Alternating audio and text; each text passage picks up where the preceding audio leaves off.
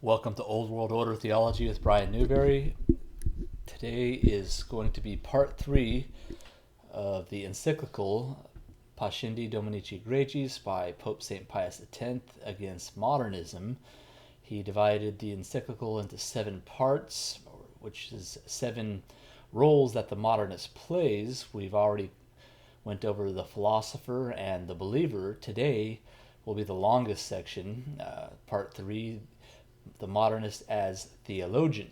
Now, as a theologian, of course, goes into theology, and the theology is quite intricate and deep, and you'll see the connections with the first 2 parts and the parts that follow after. And since it is very long, I'm going to try to get through it within the hour and offer commentary when it's necessary, defining the terms and so forth. So just real briefly, what is modernism? It's the belief that all truth and doctrine and dogma evolves and is contingent on time and culture and so forth, which would obviously mean that God's immutability and eternality is brought into question, or at least they would have to say that he chooses to be relative to the individual's experience and time and culture, and reveal himself through that way, and not in any kind of absolute and objective way. So, without further ado, let us begin.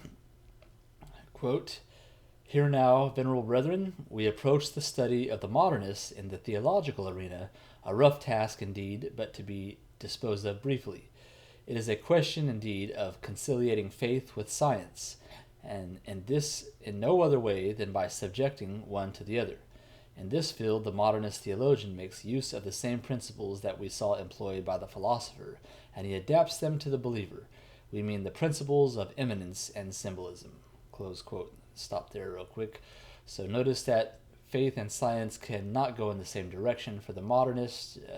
I don't know if the modernist is too afraid that science might discover something that would repudiate his faith, so they have to be totally separate and brought together very carefully, kind of changing, modifying one to the other, as it says here, subjecting faith to science, as science continues to allegedly make new discoveries.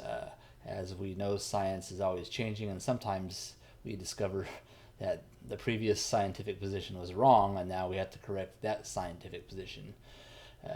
And the modernist sees no problem with doing that with theology, too. Okay, so what is immanence? Just a quick review. Immanence meaning God reveals himself through the person. You know, it is a God in here, inside of me, that reveals truth to me, instead of a God up there revealing truth down upon me. That would be transcendence. Immanence is from within, transcendence is from without. And symbolism in this context meaning we have sacraments, we have dogmas, doctrines, the Bible, and so forth, but all these are merely symbols of the divine reality, which are only expressed in certain ways in a way that we can understand them as individuals. But they're not in and of themselves efficacious or objectively true. That would be true of other people who don't have a similar experience or faith. So the modernists believe. Okay, continuing. Quote, "Thus, moreover, he accomplishes the task most easily. It is held as certain by the philosopher that the principle of faith is immanent within. It is added by the believer that this principle is God, and he himself, the theologian, concludes, God, then, is immanent in man. From this comes theological immanence. Again, to the philosopher, it is certain that the representations of the object of faith are only symbolical. To the believer, likewise, it is certain that the object of faith is God in himself. So the theologian gathers that the representations of the divine reality are symbolical. From this comes theological symbolism. Surely the greatest errors and how pernicious each is will be clear from an examination of the consequences. For to speak at once about symbolism, since such symbols are symbols with regard to their object, but with regard to the believer are instruments, The believer must first of all be on his guard, they say, lest he cling too much to the formula, but he must make use of it only that he may fasten upon the absolute truth, which the formula at the same time uncovers and covers and struggles to express without ever attaining it.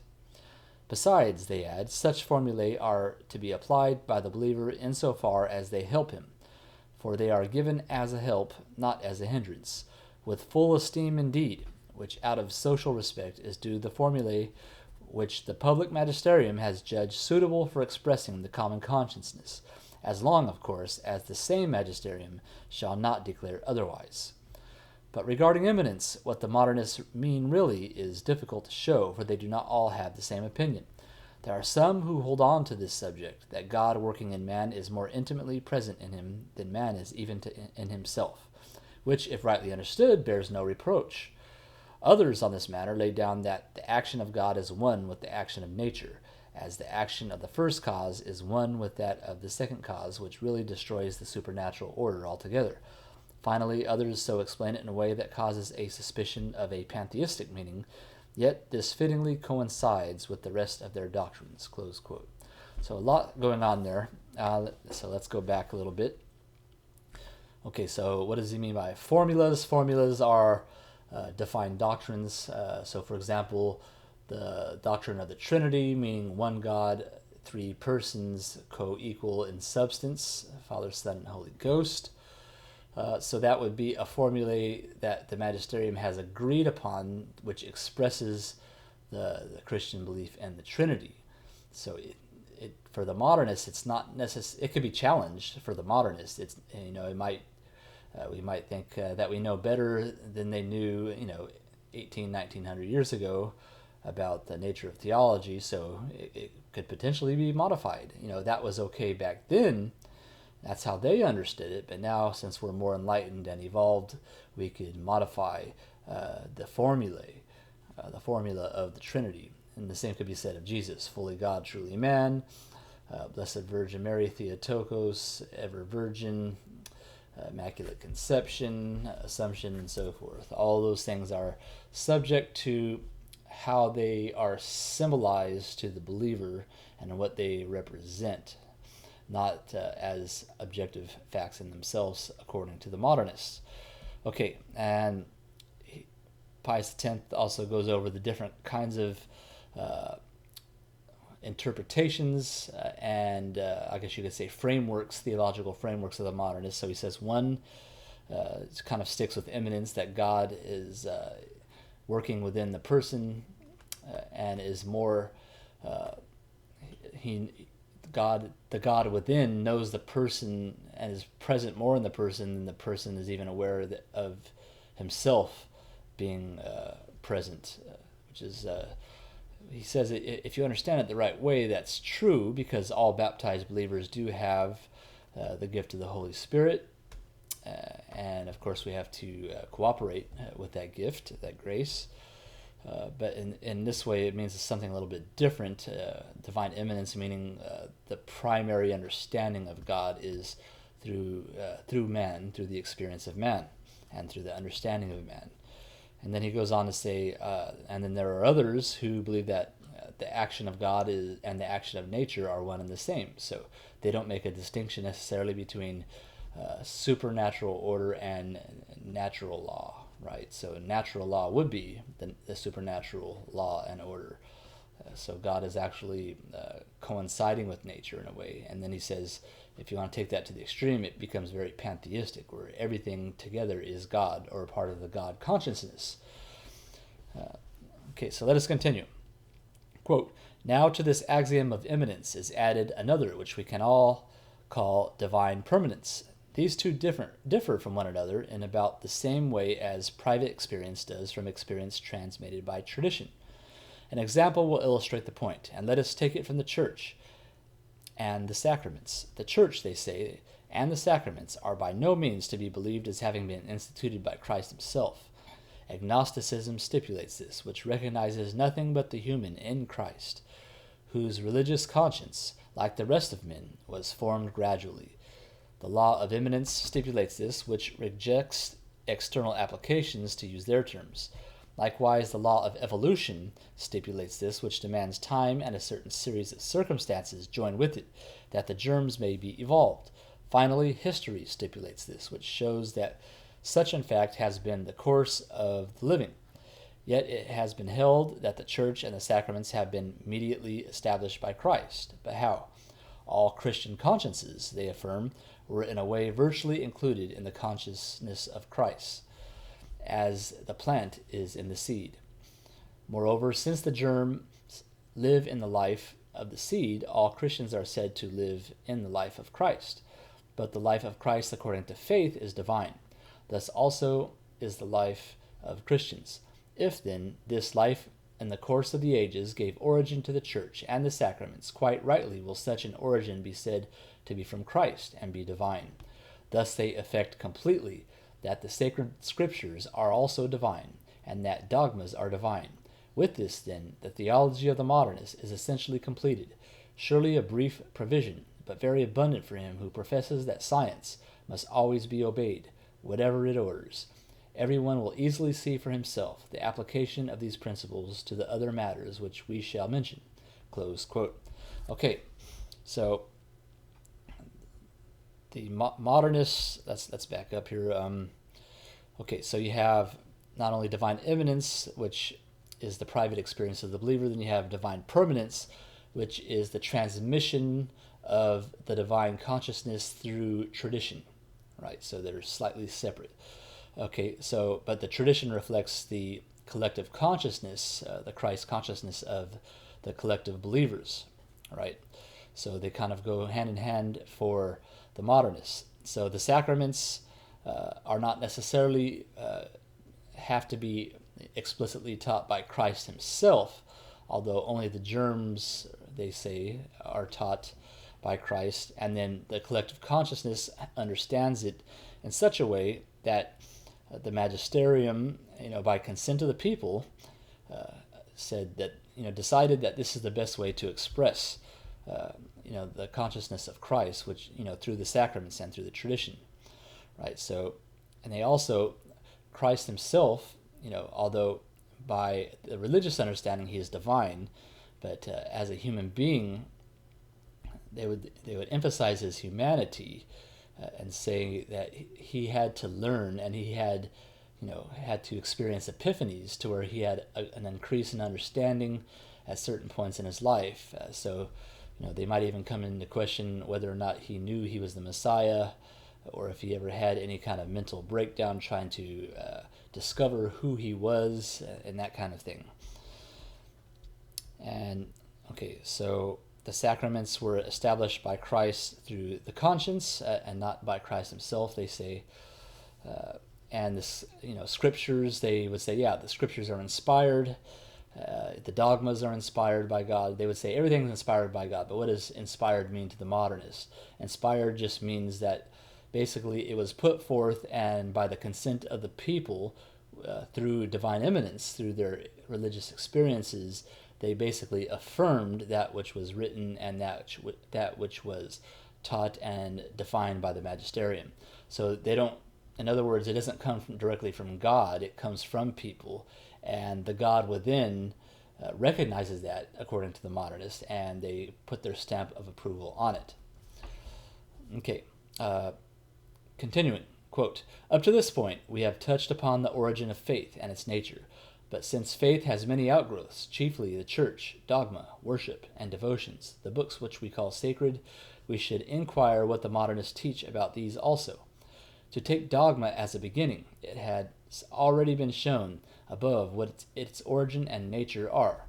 It arises from a kind of impulse or necessity, by virtue which he who believes elaborates his own thoughts, so that his own conscience and that of others may be more clarified.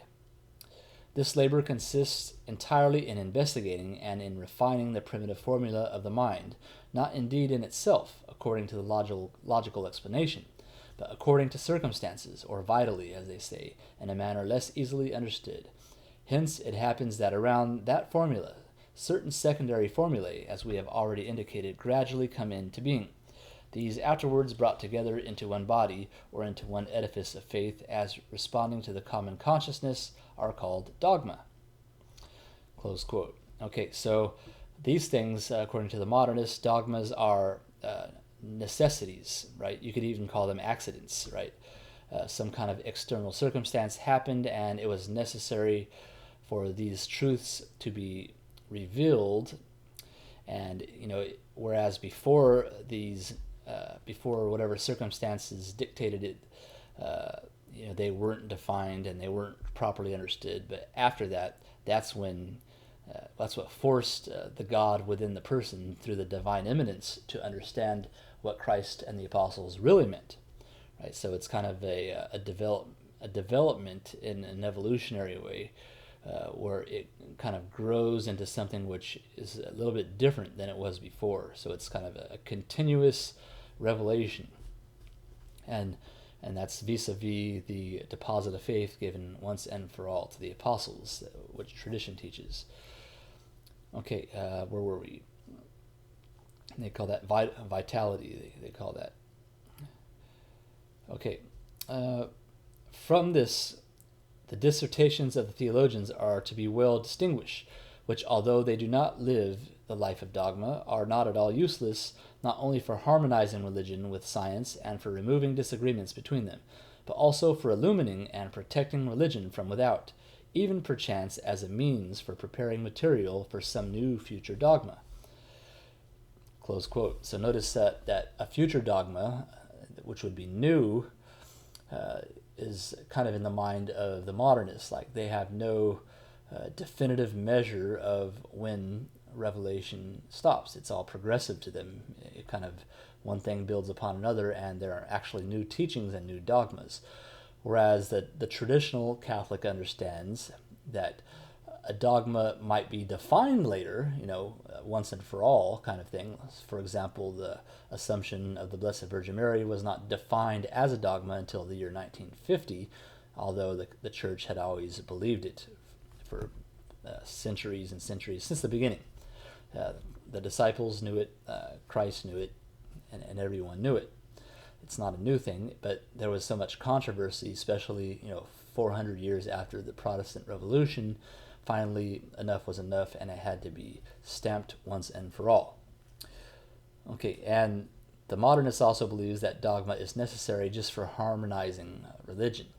It has to be some kind of order. It can't be a free-for-all. It can't be completely postmodern and subjective, according to the Modernist. There has to be some kind of collective consciousness in the church deciding what is what. That's what dogma is to them.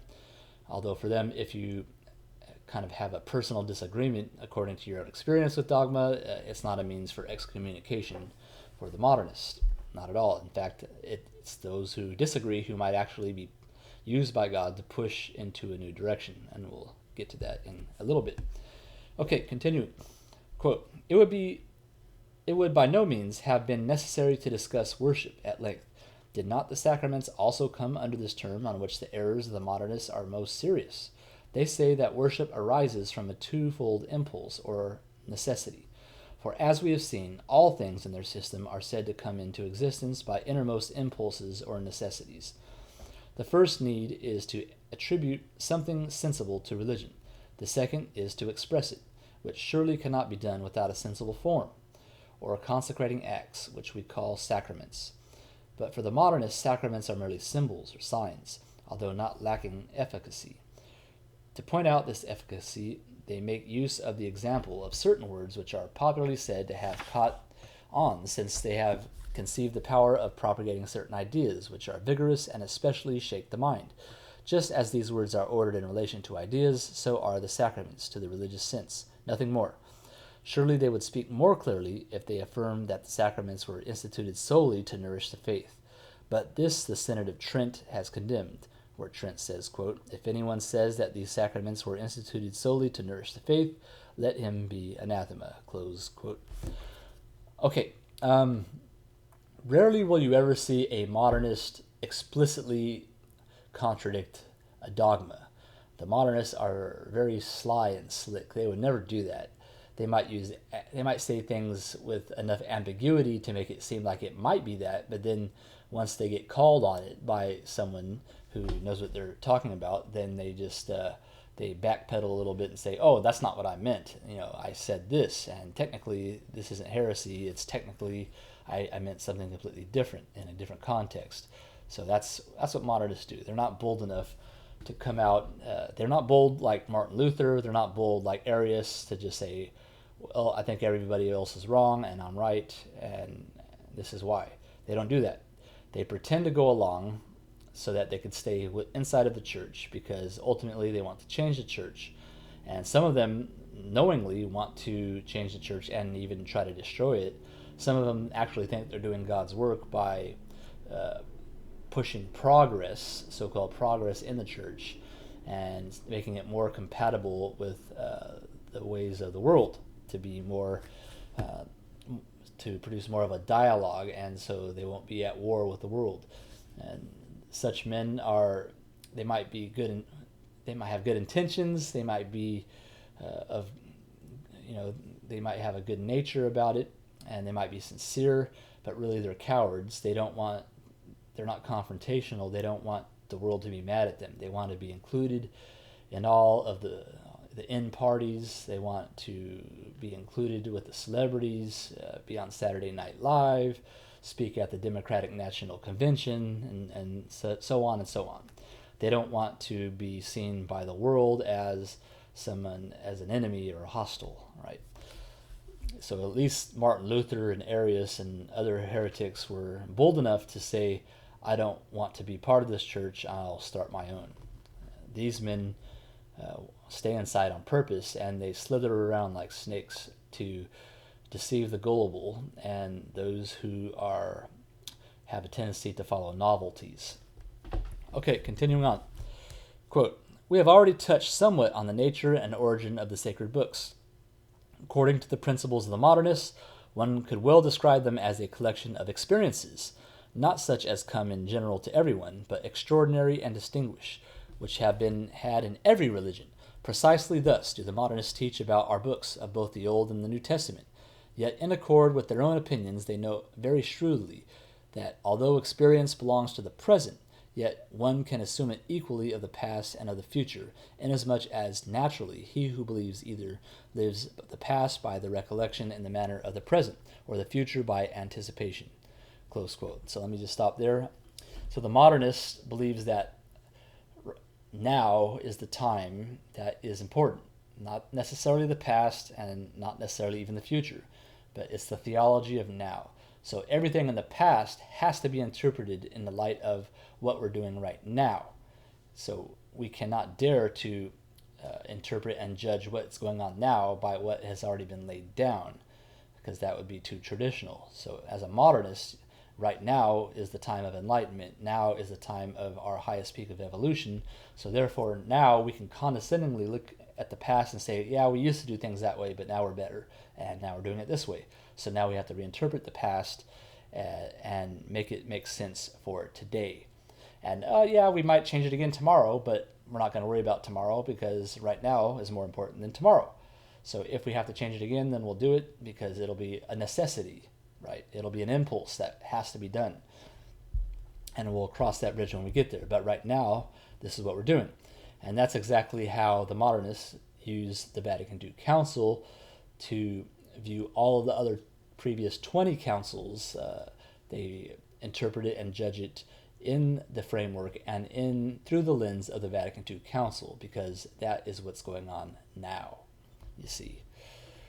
And the scriptures are the same way. So yes, the scriptures, they would say, are infallible. They might even say they're inerrant in a religious sense, but they're only inerrant through the divine immanence and the religious experiences of the characters in the Bible and those who wrote them, not necessarily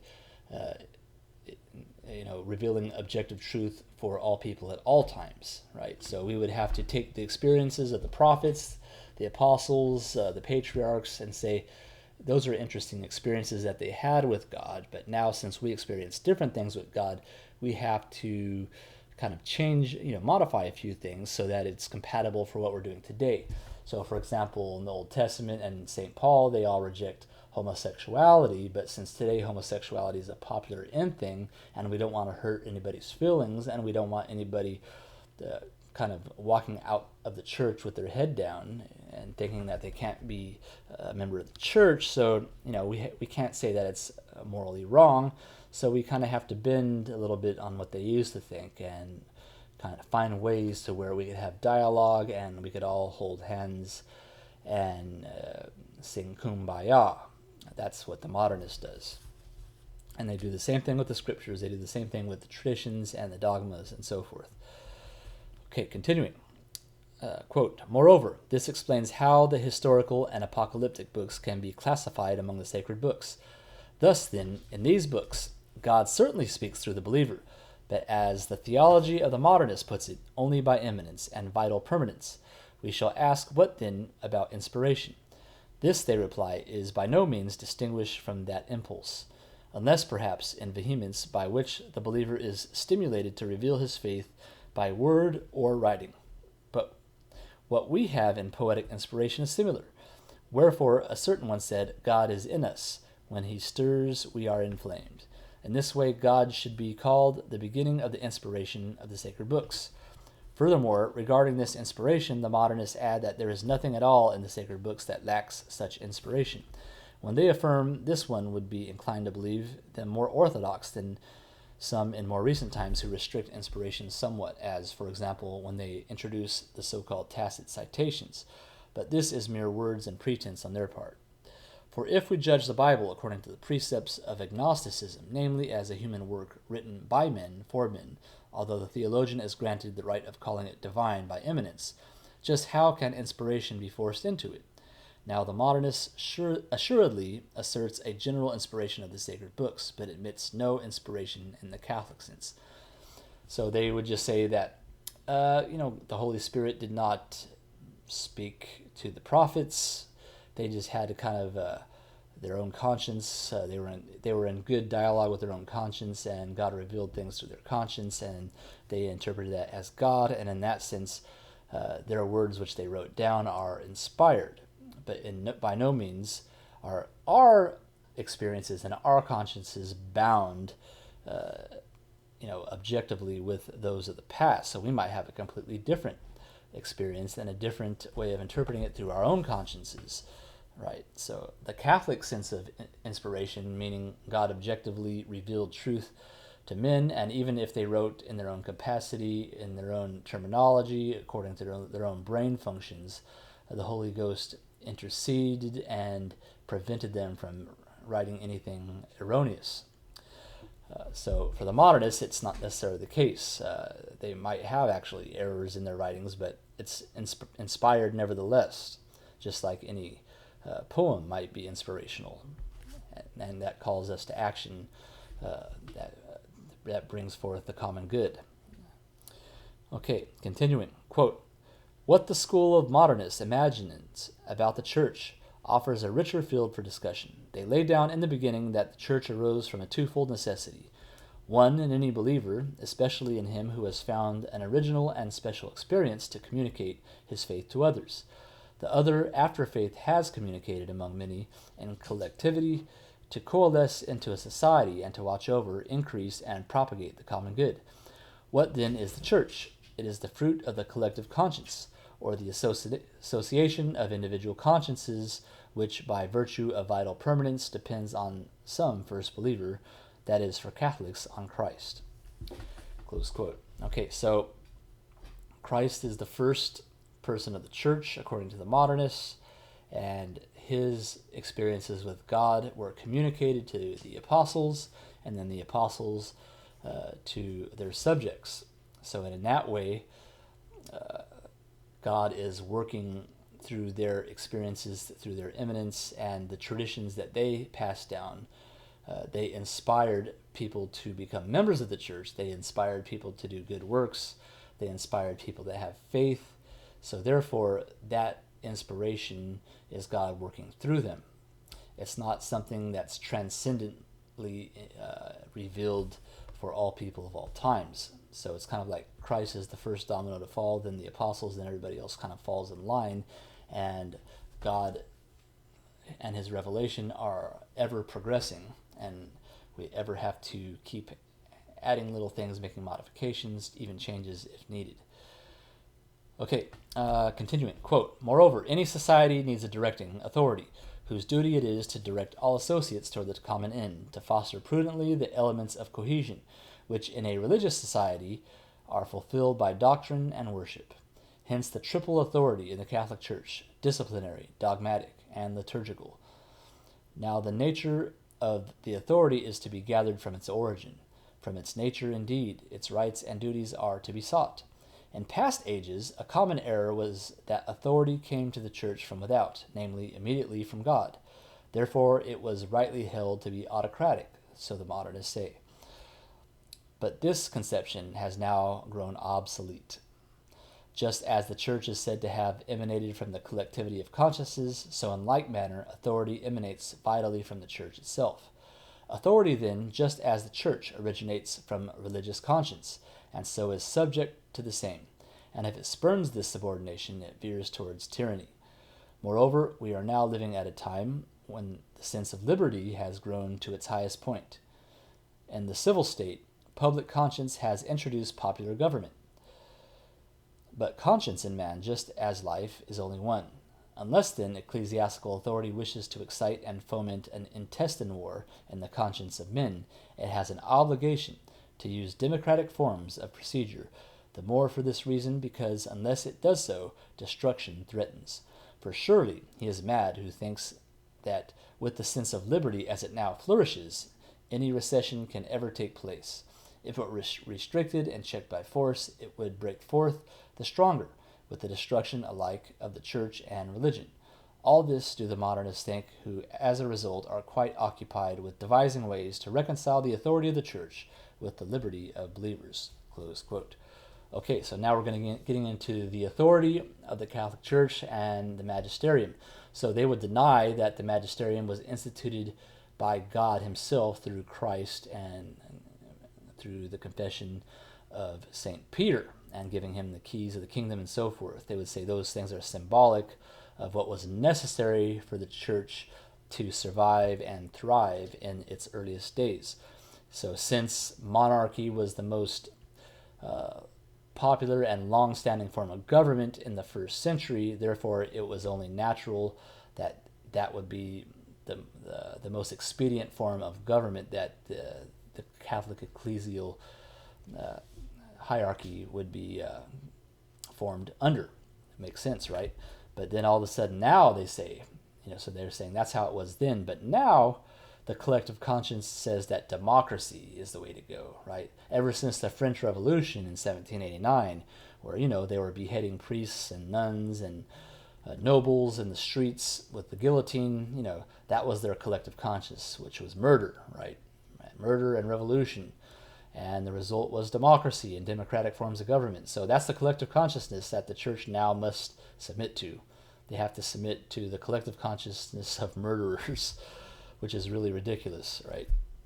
Basically, that's what they're saying, because now the world has very few monarchies left and very few autocratic governments remaining in the world, so now we have to, because it's the evolution of collective conscience, we have to, vote on, or not necessarily vote for who bishops are and cardinals are, but at least it has to be with the consent of the people, right? So, for example, if you have a traveling priest who, let's say he promotes heresy, sodomy, wants to build a bridge with LGBT people so they could be Catholics and take communion and be fully integrated into the church.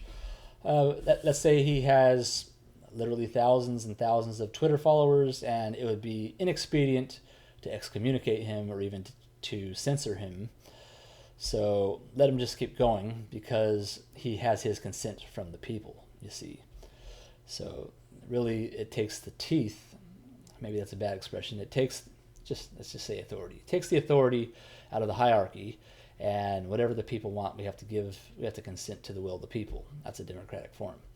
So instead of the Pope being the vicar of Christ on earth, holding the keys of the kingdom of heaven, binding and loosing whatsoever he will, in the name of Jesus Christ.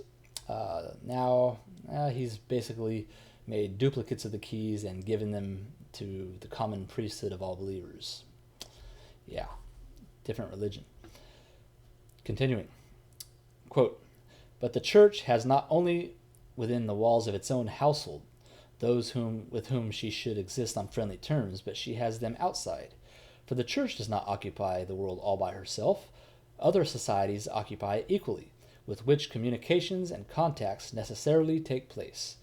These rights, then, which are the duties of the church in relation to civil societies, must be determined, and must not be determined otherwise than according to the nature of the church herself, as the Modernists have indeed described to us. In this, moreover, they clearly use the same rules as were introduced above for science and faith. Their discussion entered on objects, here on ends. So just as by the reason of the object we see faith and science extraneous to each other, so the state and the church are also extraneous to each other because of the ends which they pursue, the former pursuing a temporal, the latter a spiritual end. Of course, it was once permitted to subordinate the temporal to the spiritual. It was permitted to interject discussion on mixed questions, in which the church was held as mistress and queen, since the church, of course, was declared to have been instituted by God, without intermediary, inasmuch as he is the author of the supernatural order. But all this is repudiated by philosophers and historians. The state, then, must be disassociated from the church, just as even the Catholic from the citizen. Therefore, any Catholic, since he is also a citizen, has the right and duty, disregarding the authority of the church, pushing aside her wishes, counsels, and precepts, yes, spurning her rebukes, of pursuing what he thinks is conducive to the good of the state. To prescribe a way of action for a citizen on any pretext is an abuse of ecclesiastical power, to be rejected by every means. Of course, venerable brethren, the source from which all this flows is indeed the very source which Pius VI, our predecessor, solemnly condemned in the Apostolic Constitution Auctorem Fidei." Close quote. Okay, so there's a handful there. So first we have faith. By the modernist standards, faith must be subordinate under science, because we don't want faith and science contradicting each other and how dare we even get into some kind of debate or intellectual exercise that might cause some cognitive dissonance, and we have to actually think through our theology and our religious beliefs. That's too much pressure on the Catholics. So instead of doing that, let's just pretend that faith and science are really saying the exact same things, just using different jargon, so that when science says that humans have a common ape-like ancestor that we evolved from, so then what we do is we subordinate the theology under that. So now Adam wasn't directly created by God, but rather he was the first fully evolved human from his ape-like ancestor, and therefore at that point is when the human creature is created in the image of God and had the full consciousness of God. So, that's what modernism does. That's just one example. There are many. So in the same way, they say that, once upon a time, we believed that the church, having the keys of the supernatural order, and the state was merely focused on temporal things, and at that time, the temporal society had to be subordinate to the supernatural society, because at that time they viewed the supernatural as primary and more important and more authoritative. But now, because that's been repudiated by philosophers and historians, because now we're more enlightened and evolved, we know better, now it has to be the inverse. The church has to subordinate. First, it has to separate from the state. They can't ever work together. They can't ever have the same common goals, namely the salvation of the human soul. They have to separate. The state can only focus on temporal goods and only materialistic goals, while the church, they're dealing with the spiritual, the eternal, the religious, but they're completely separated from the state, and they have to actually be subordinate to the state. So the state, you have to wear two hats. So, when I'm in church, I'll wear this hat, right? So I'm religious. I teach catechism. The dogmas are, you have to believe them to be Catholic. We have to believe in the Trinity, the divine nature, the two natures of Christ, fully God, truly man. We have to believe the Bible is inerrant and inspired. But once I go out in public, I have to take out this hat and I have to put this one on. can't be old world order. We have to turn it around. Can't offend people, right? So we got to wear this. I go out in public. People, not everybody's Catholic, so I can't force my beliefs down their throat. So, they might be Protestant, they might be agnostic, they might be Buddhist, so I can't offend them. I can't tell them that they're wrong and that they need to repent and believe the gospel. That would be too offensive. After all, God loves everybody, right? And if God wanted them to be Catholic, God himself, through divine eminence and through the realization of the person's experiences, they would become Catholic. Wouldn't need to evangelize. We just have a discussion. We have a dialogue. And maybe through the dialogue I can plant some seeds, and then through divine eminence they realize it. And then they could take off this hat and put this one back on, and everything will be good. And then we go into church and wear this hat together, and we live happily ever after. But once I go into the social arena, this hat, can't wear it. My duty as a citizen in the realm of the civil sphere, I'm no longer Catholic. I'm a citizen. But once I go, into the church and to the parish grounds, then I'm no longer a citizen bound to the state. Now I'm subject to the church. See, that's how it works. Okay. And what that really does, it creates a kind of theological schizophrenia, and it creates a schizophrenia from the human person itself, right? So yeah. Okay. Continuing. What's going on here? Is this thing freezing?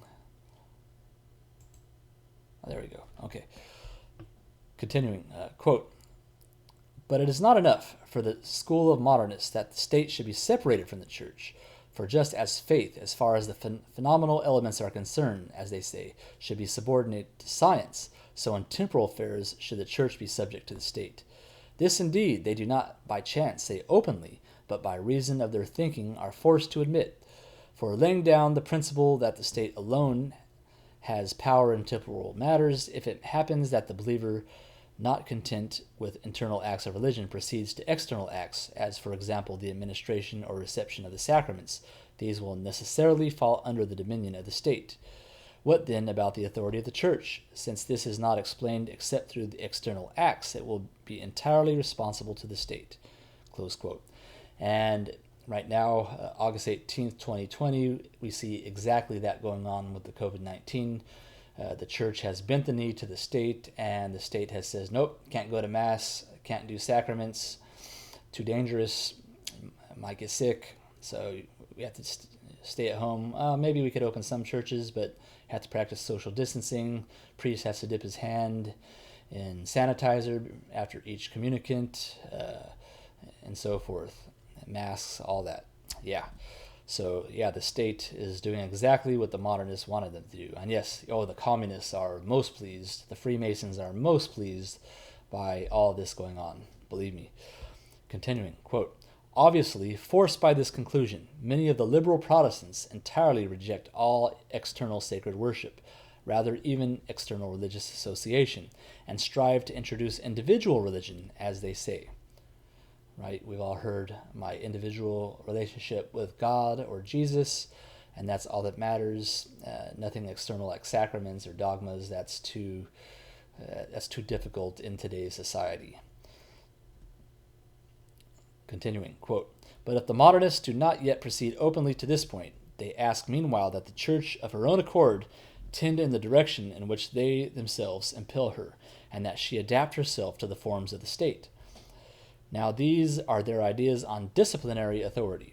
On the other hand, by far more evil and pernicious are the opinions on doctrinal and dogmatic power. On the magisterium of the Church, they comment, for example, as follows. A religious society can never truly coalesce into one unless the conscience of the associates be one, and the formula which they use is one. But this twofold unity demands a kind of common mind whose duty it is to find and determine the formula which corresponds best with the common conscience, and this mind must have sufficient authority to impose on the community the formula which it has determined upon. Moreover, in this union and fusion, as it were, both of the mind which draws up the formula and the power which prescribes it, the Modernists place the notion of the magisterium of the Church.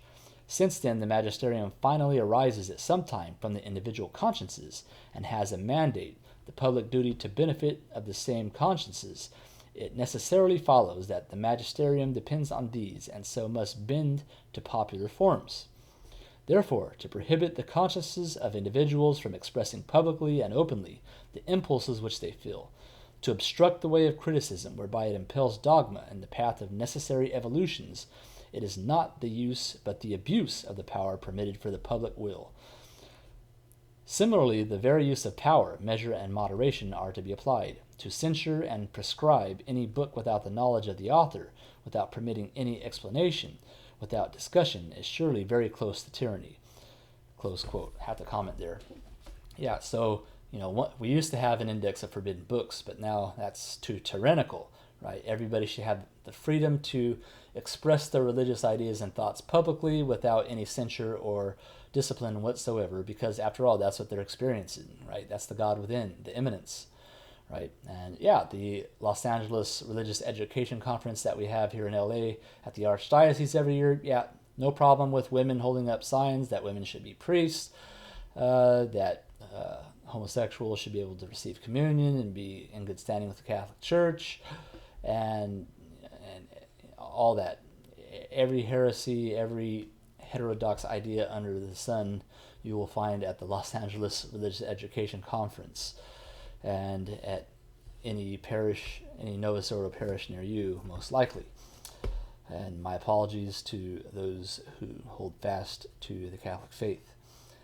Okay, continuing. Quote, thus, here also in a middle course must be found to preserve the rights at once of authority and liberty. Meanwhile, the Catholic must so conduct himself as to proclaim publicly his strict respect for authority, yet not fail to obey his own mind. Close quote. So again, schizophrenia. So he has to proclaim publicly his respect for authority, but not fail to obey his own mind and conscience, right? So yeah, I obey authority, but my conscience also says this. So, guess what? Guess what is going to be obeyed? In the end, it will be the person's conscience, because the person's conscience oftentimes wants to think that sins are okay and not really that big of a deal, right? Continuing, quote, in general, they prescribe as follows for the Church, that since the end of ecclesiastical power pertains only to the spiritual, all external trappings must be abolished, by which it is adorned most magnificently for the eyes of the onlookers. And this, the following, is completely overlooked, that religion, although it pertains to souls, is not confined to souls exclusively, and that the honor paid to authority redounds to Christ as its founder. Moreover, to complete this whole subject of faith and its various branches, it remains for us, venerable brethren, to consider finally the precepts of the Modernists on the development of both. Here is a general principle. In a religion which is living, nothing is without change, and so there must be change. From here they make a step to what is essentially the chief point of their doctrines, namely evolution. Dogma, then, church worship, the books that we revere as sacred, even faith itself, unless we wish all these to be powerless, must be bound by the laws of evolution. Close quote. So yeah, everything has to evolve, has to change. It can't be static, can't be objectively true for all people at all times.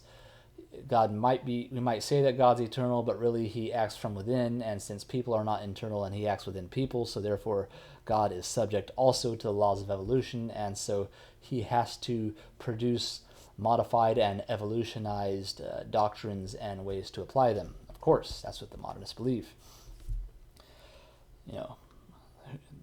The death penalty, we used to believe that was okay, but now that's cruel, and if we can't say we're pro-life and put murderers to death, God forbid, according to the Modernists.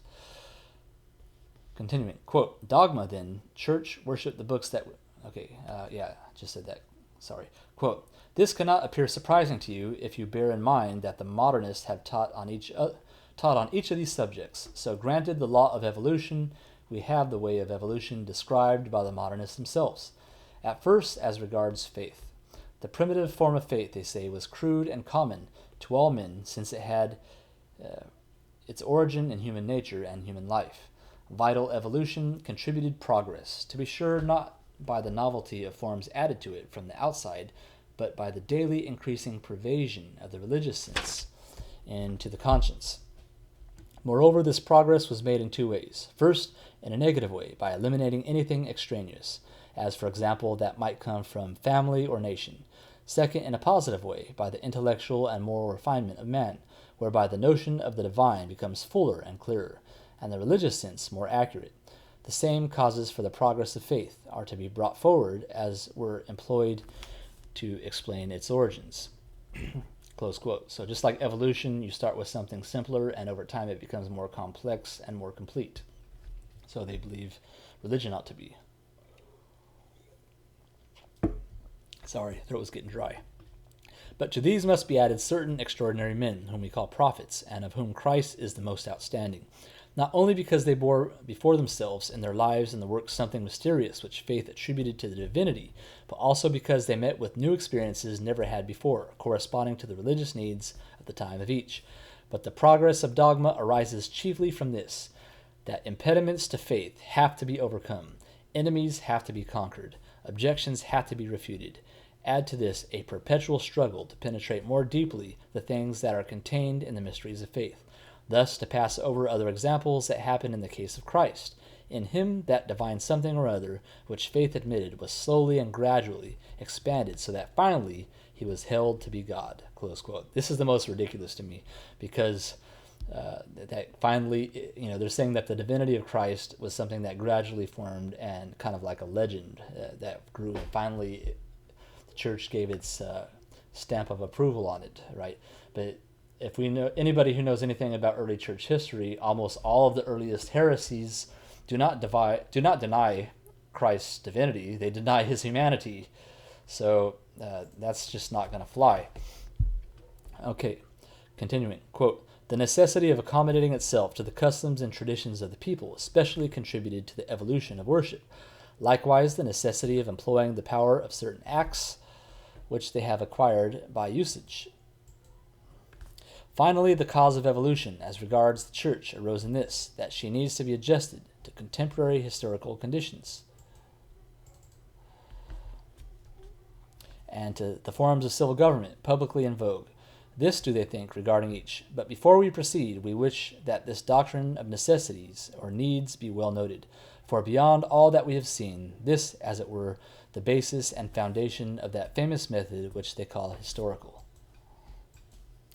To linger still on the doctrine of evolution, this is to be noted especially, that although needs or necessities impel to evolution, yet if driven by this alone, easily transgressing the boundaries of tradition and thus separating itself from the primitive vital principle, it would lead to ruin rather than to progress.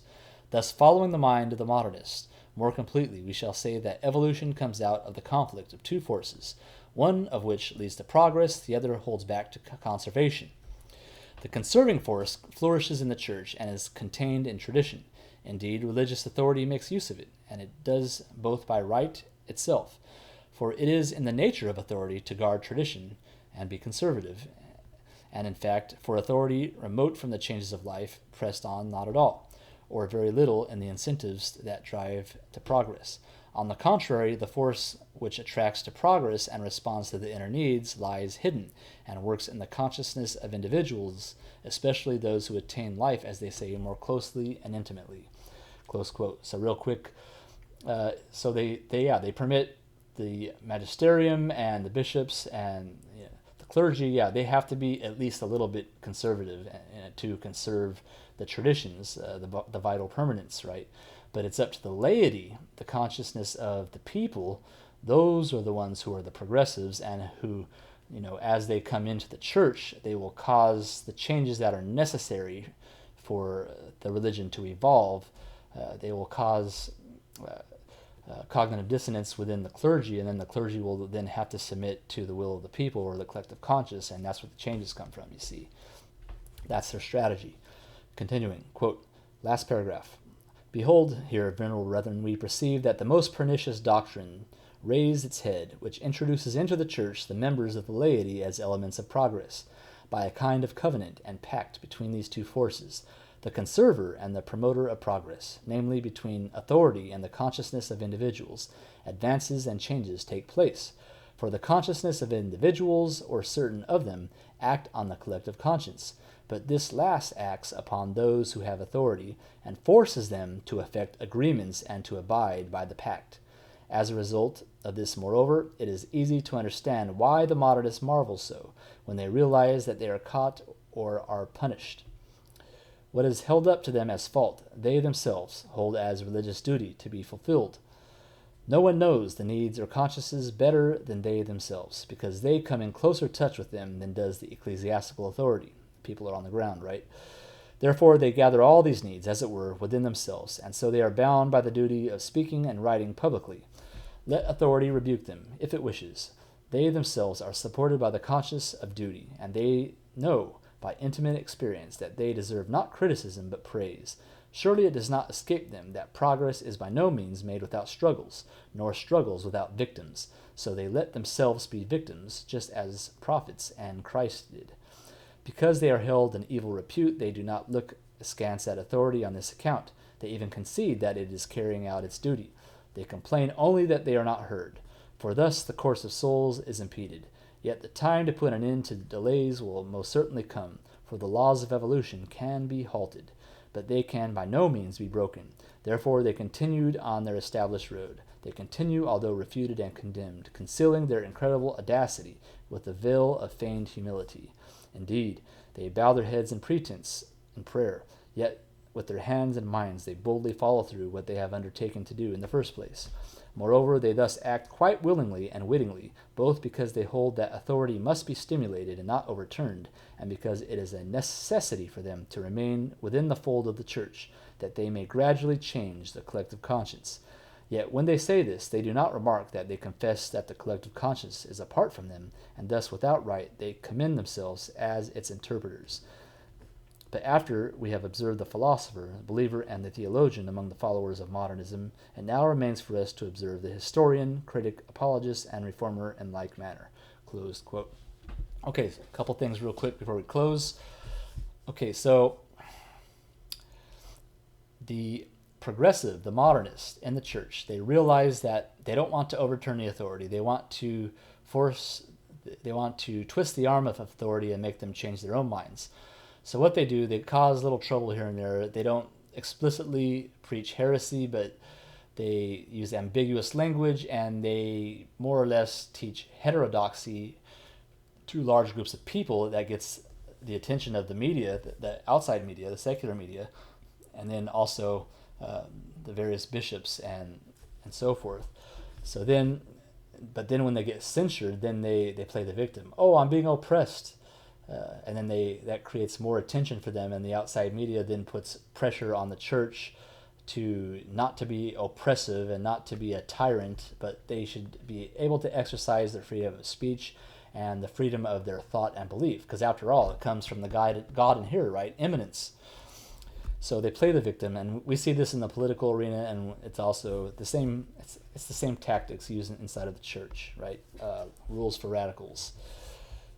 Okay, so through that, eventually these so-called victims, those who speak out against orthodoxy from within the walls of the church, they try their very best to get those who are in authority, who are much more conservative than they are, they try to pressure them into making concessions and compromises little by little, and gradually they know in the future that progress will triumph, so they think. And gradually, and that's what they use gradualism. That's how they intend to change the church, right? So they pretend to be humble, right? So anybody who would attack them, oh, you're a rigid traditionalist, conservative. Why don't you get with it, right? Why don't you try to at least dialogue with us, and why don't you at least listen to what we have to say? You might even be convinced yourself. Yeah, they go to mass, they pray, they have their heads bowed, they feign their humility and their piety, but in the end, they're ravenous wolves, and they will devour the faithful if the faithful are not on guard. So please let me know how you like this video. Like, subscribe, share, leave a comment. God bless you. Nomine Patris, Filii, Spiritus Sancti. Amen.